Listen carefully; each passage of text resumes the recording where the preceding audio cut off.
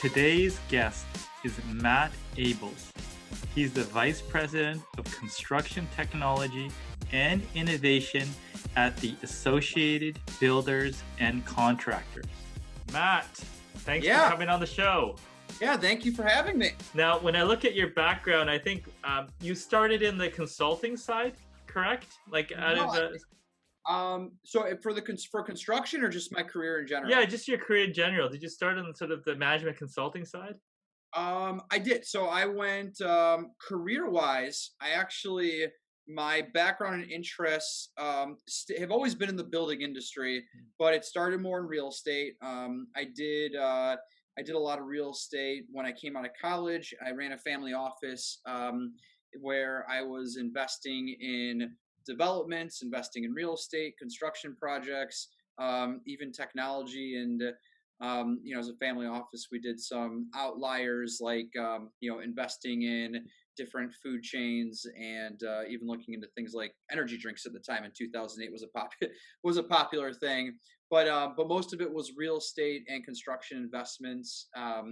In 2008, running a family office for the time, who was my mentor, Michael Silver, it was awesome. I got to work for. He was the Entrepreneur of the Year nationally, and he had sold his business Equus.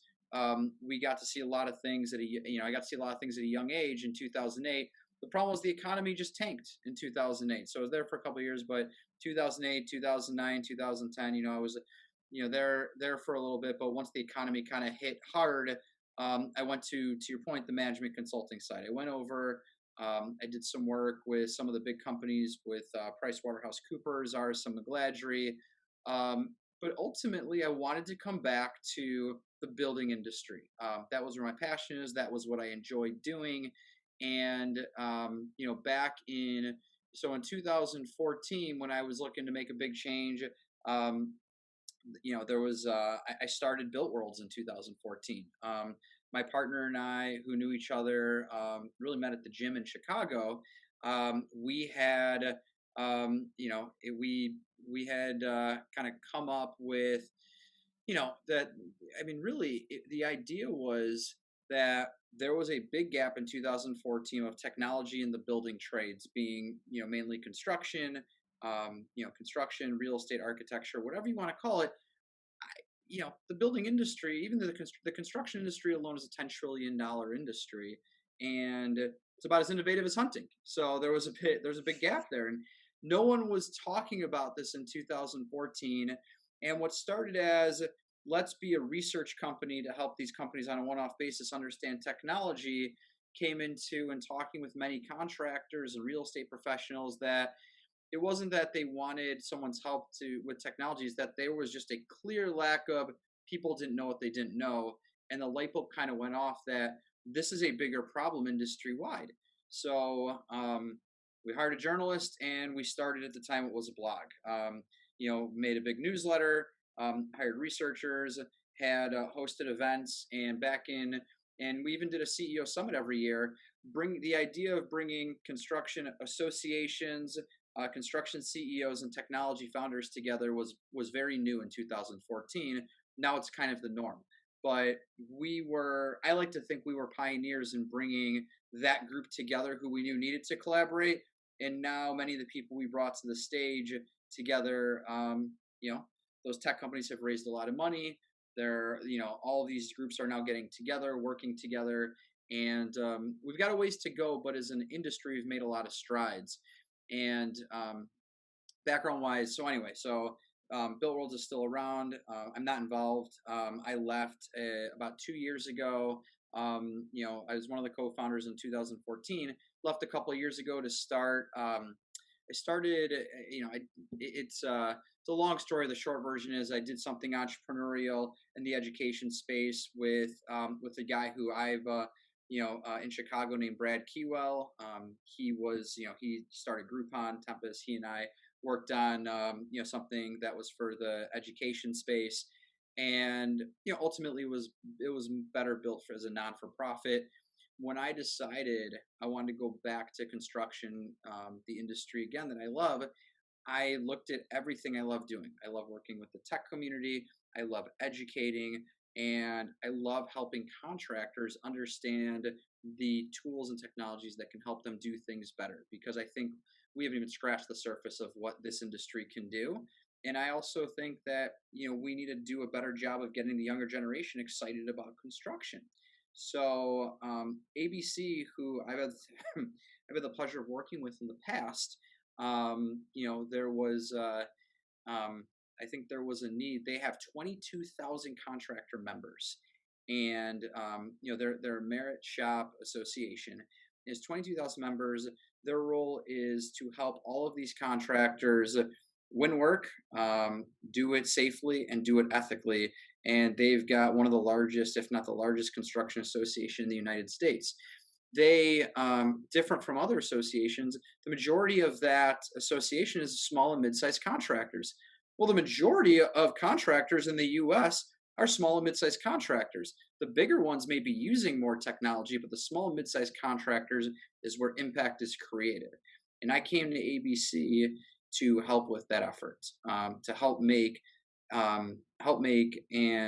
strides for the small mid-sized contractors to do things better through technology and innovation, helping with the things I mentioned: winning work, profitability, doing things safer, doing things ethically. And our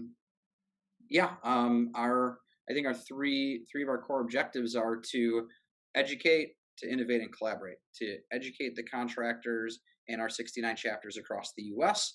To help them innovate, to take steps towards doing that. Now, that may be, for one company, it may be digitizing their timing in and timing out process, and for one company, it may be exploring opportunities in virtual reality. But helping those companies innovate one step better. That's one of the big things, and then collaborating with the technology community. I don't believe that you can make impact if you're not working with the tech community at large. So that's what we've done, and it was interesting. I started with the Associated Builders and Contractors (ABC) on March 9th, and the national stay-at-home order happened March 11th. So it's been kind of crazy, but it is exciting. We've made even with the pandemic, we've made a lot of strides, and during that time, it just has got me so much more excited about what can be done. So Yeah, anyway, that's a little about my background and where I've kind of come, but yeah, we have a lot of work to do as an industry, but we are making strides. yeah. So just listening to your story and your background, I think you've spent a lot of time sort of initiating change within an industry context or within organizational context. What do you think some of the keys of doing that are? In implementing change to the small and mid-sized contractors. Sure. Like let's focus on that problem. Like, how do you tackle that? I mean, do you look for early adopters? Like, how do you build critical mass around a change management program like that? It doesn't happen overnight. And I think what you have to do is you have to understand what the problems are. I mean, we are, in serving our members, I've gotten a sense of what the problems that we need to solve are, because it's more than just understanding. Small mid-sized contractors. I think there's a lot of people don't know what they don't know. But what's happening is you've got a very crowded marketplace of multiple technologies, and what I don't want is people to be searching blindly. I want them to search for the right tools, the right technologies, and not just buy what Google Ads tells them to buy because they spent the money on it. And look, these tech companies are very savvy. They know how to get in front of the right people. But you don't make your business better by buying a good technology. There's implementation, there's buy-in, there's a culture. So the first step in that is really understanding what is the problem we're trying to solve. And I mentioned some of those things, but I think that is, sorry, that is still have a minor cough because the coronavirus has a lingering effect. But that's a big part of it, is understand the problems, and also working through the things that we excel at. We have a world-class safety program, and one of the ways to enhance that is to incorporate technology into that. We have a world-class workforce development program. We even just got recognized by the White House as one of one of nine organizations that has I am oh my god, this is going to bother me. I'm forgetting the name of the word. But I'm going to look it up because it's killing me. We were the only construction association, but we had trained 1.2 million workers, and we have invested a lot of time, resources, and efforts to make that happen. Yeah, that was a big deal. The Pledge to America's Workforce. So we were the one construction association to do it. The only other association I think that received an award was the one of the hotel associations. Then the other seven were large companies. But we did that through investing $1.5 billion to provide 1.1 million course attendees to improve their skills in craft, leadership, and safety education. Mm.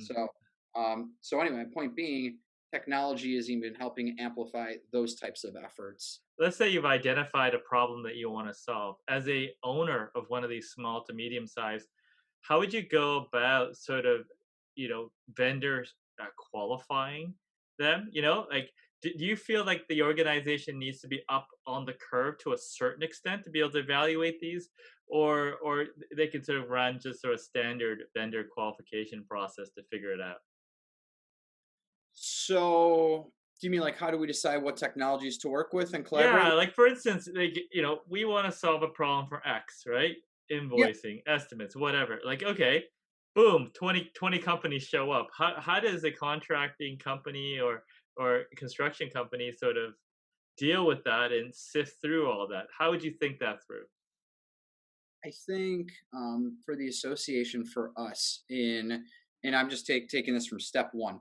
There's a lot of great technologies and tools out there. For me, step one was let's find, there are specific categories that we focus on that our members have mentioned that they want help with. That being safety technology, project management, site monitoring. I've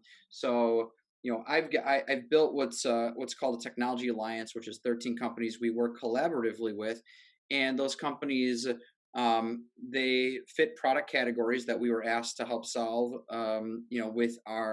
With our different members. And the other thing is, these are not companies who are sponsors; they're partners of ours. They're groups that are helping us build technology education, giving exclusive opportunities, if not free opportunities, to our members, to our chapters. We do a big effort on helping young professionals get excited about this industry and grow their career. This group is helping amplify that effort again by giving free education, free technology or discounted technology opportunities. And this is a group that is actively on our committees, involved in the process. So it was finding not just the right technology, but the right partners who have the right mindset to help the industry. And as a byproduct, if they help the industry, then they'll bear some of the fruits with that. But to your point, how do you vet that? We've got a big committee that's involved in that process, making sure that any company we partner with is heavily vetted, talked about, making sure they solve the problems that we need to solve. And it's not just those 13 companies. We work with many tech companies, but those are the 13 that we partner with throughout the year. And but again, it's a starting point. We want to make sure that people have a good point of reference and to give some benefit to them as well.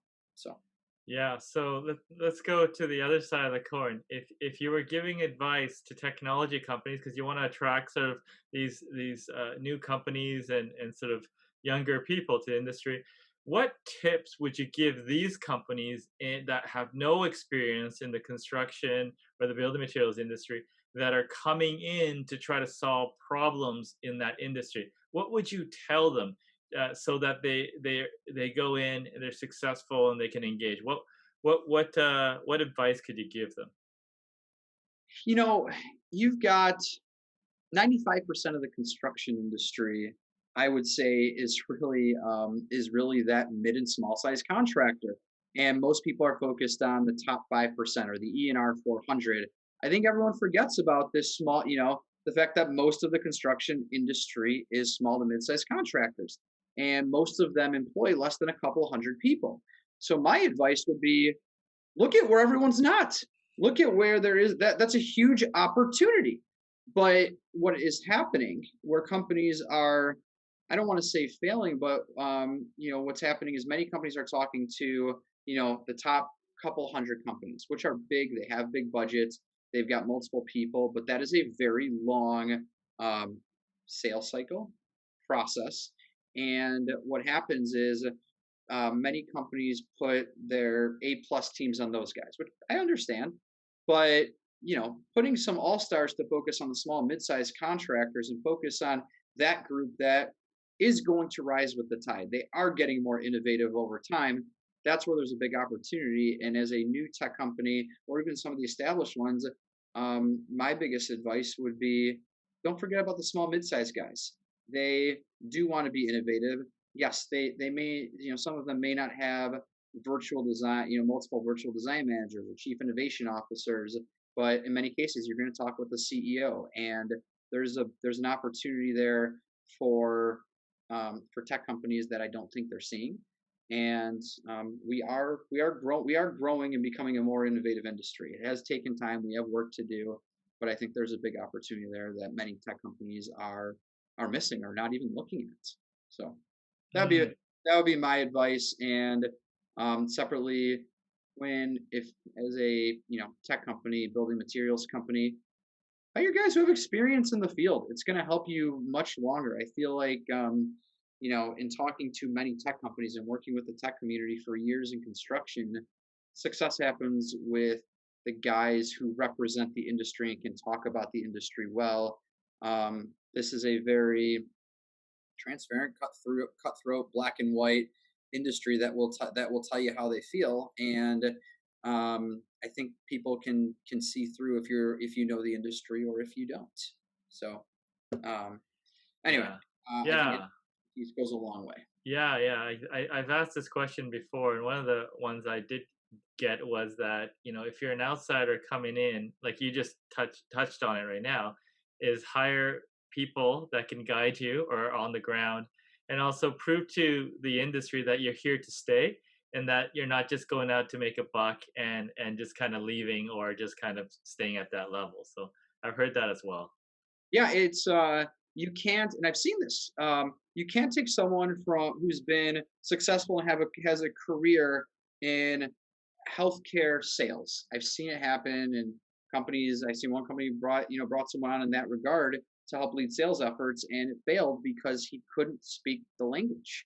If you can't speak the language, people can see through that, and you really need to build trust. You need to build trust. You need to build relationships. This industry, even on the tech side of things, there it's very much a hand-to-hand combat industry in that you need to go out and meet these people and spend time with them and understand their problems and build trust. That's not an easy thing to do, but it is important for this industry. So to your point on just making a buck, yeah, people want to know you're here for the better of the industry, the better of their company, and building trust goes a very long way. And I think that goes beyond this industry, but especially in this industry. The next 5 or 10 years, what are the key trends that you think are going to be sort of accelerated or exciting new things that we're going to see going forward? I think I always focus. So when I do presentations, I focus on what's happening now. What are the technologies that are impacting the industry today? Not what's going to happen 5 years down the road. Because I just think, like I said, my job is to create mass impact. So when I look at what are many of the companies going to be doing, I think many companies are going to be, more digitizing their processes, digitizing how they manage their safety efforts, digitizing how they do, I mean, simple things like a CRM. Many small contractors don't have a CRM service. They have the email box of the owner. What happens if the owner gets hit by a car? God forbid, the business is going to falter. I mean, there are very basic things we need to do that other industries are doing. Digitizing things like timing in and timing out. We need to appeal to the next generation of contractors, because what's going to happen is these guys who are the generation that grew up on smart devices, and look, I have a 2-year-old who can scroll through Disney better than my own grandmother or my own mother, his grandmother, and that's the next generation coming into this industry. They are not going to go to a company that has fax machines and carbon paper in their office when they walk in the door. So I think there are little things we need to do to digitize more processes as one step. And there's a lot of solutions out there. And one thing that is I don't know, it is a perception, but is not that I don't agree with. A lot of small, mid-sized contractors are scared of technology because they think it's expensive and overbearing. It's not the case. They're just not. They need to be aware of what are those free and cheaper solutions that can help them in a big way that are a little more intuitive. And I think you're going to see a culture change in that.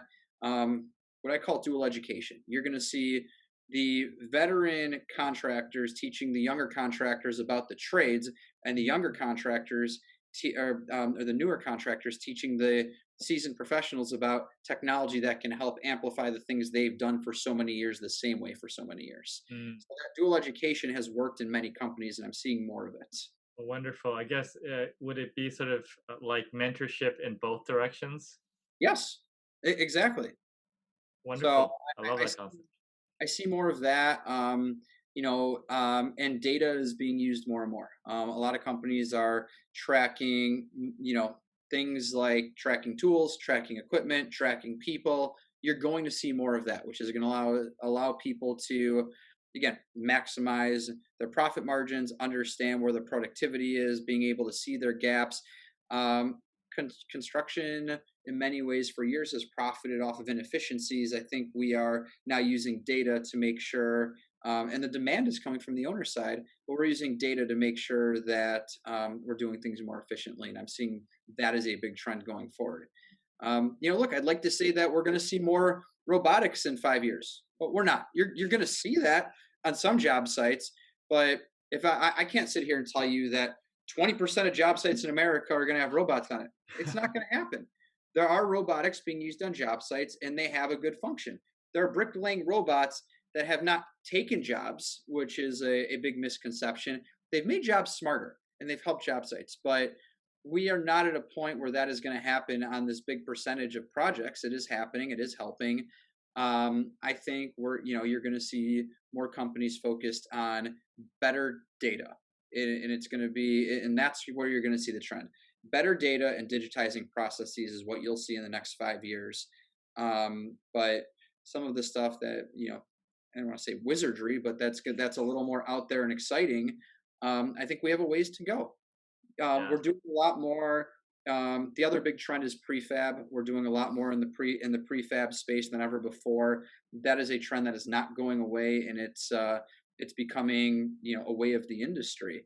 But again, it's I think it's some of these things that people might on the outside seem very excited about, like augmented reality, virtual reality, 3D printing, robotics. We have some work to do there while it is happening. Personally, I don't see 3D printing changing building. I don't think we're at a point where I could say in 5 years we're going to start printing 20-story high rises. We are, there's printing of small homes. That's not happening at a mass scale, and I think it's a while before we get there. But I don't know that I'm excited. The data stuff excites me, and I like I said, my biggest thing, or one of the biggest things I want to do, is appeal to the next generation to bring more innovative and smart minds to construction, because it is an exciting industry and it is changing. And that's, to me, that's an opportunity. So let me give you another perspective. Sure. Someone who is a video game developer who goes to a gaming company in Los Angeles, he'll be good. He'll have a good career. He'd be more of a lemming in that type of setting, where that person can come to construction and really excel quickly, because there is an opportunity there is an interest. And I think when we open up light to that, I think you're going to see more talent coming this way. So Mm, that makes sense. I mean, you can. you can go to a saturated sort of ultra competitive area and be sort of one of many, or you can go to a market in which there's less of that talent and you can be a leader right out the gate or early on. So that's what you're saying. Exactly. Perfect. Yes. So to sum it up, focus on some fundamentals, right? Get those right, execute, less ideas, more execution, and then sort of, although the shiny objects that are talked about in the media are interesting in terms of the impact on the average small to medium sized companies, you're really not going to see it for a long time. So stick to the fundamentals and improve your business. Something like that. Yeah, and fundamentals. Something goes beyond that. I think for me, the construction industry is getting safer and safer, but we've got work to do. I mean, I haven't done this, but I can tell you from talking to people, you never want to be the company who has to call a family member who has been severely hurt or died on a job site, and to make our job site safer. I mean, it's that is something that is worth investing in. It is something the industry is investing in, and it is something where, personally, I'd like technology to help improve those numbers in a significant way. That is one of the largest things that we're focused on right now as an association. What sort of, either the best piece of advice you got or any advice that you give to your younger self? So what sort of thing do you find that you most sort of commonly tell to other people in terms of general advice? Um, in my career, Yeah. and this is where I am back in construction in a place I love, working with an awesome group of people. You are going to be um, most successful if you're doing something you're passionate about. Don't worry about some of the other things. And I know we live in a world where the next generation doesn't have loyalty is not the word, but you don't see as many people graduating school, going to a PWC and staying there for 20 years. But what is going to happen is I still believe that people are most successful at the things they're most passionate about. And the best advice I could give someone is find your passion. The rest of the stuff will come. Find what you're passionate about and be willing to go out of your comfort zone. Be willing to take chances. I know that sounds cliche, but it's so true. It goes such a long way. And there's and I mean, nothing substitutes hard work. I think if you're passionate and driven, anything is possible. But you really have to find what you're passionate about. Otherwise, it's only going to take you so far. And look, I'll be the first to tell you, I spent over 2 years at PricewaterhouseCoopers, younger in my career, um, and I learned a lot as working in a big company environment. Learned a lot about management communications with people, but I wasn't passionate about the work I was doing. Quite honestly, I was probably more passionate about my loyalty points because I was traveling all the time. But and that was ultimately why that wasn't for me. It's great to have a million Marriott points and United Air or American Airlines points. But for me, it wasn't. I didn't get to focus on the things I was passionate about. And what keeps bringing me to this place, and ultimately, in like I said, my dream role is I found what I'm passionate about. I love doing it, and that's what keeps me driven. So that's what I would tell my younger self. That's what I tell anybody coming out of school. I know there's a lot of startup companies that entice you with alternative benefits, and it's a different generation out there. But again, don't look at the ping pong table. Don't look at the dollars. Don't look at the working from home thing. Find what you're passionate about. Yeah, if anybody who sees this wants to reach me, connect on anything, you can reach me at Abeles, Abeles, at abc.org. I'm here to help the industry, and I'm happy to make time for anybody that's interested in talking to me about anything I can help with.